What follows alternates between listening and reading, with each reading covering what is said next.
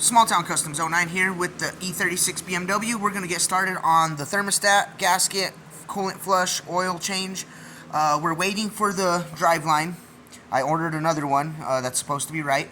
I did get the driveline in for the Dodge Ram 5350, but it's a little bit ugly and nasty outside. So we're going to wait till tomorrow hopefully and we'll get that installed.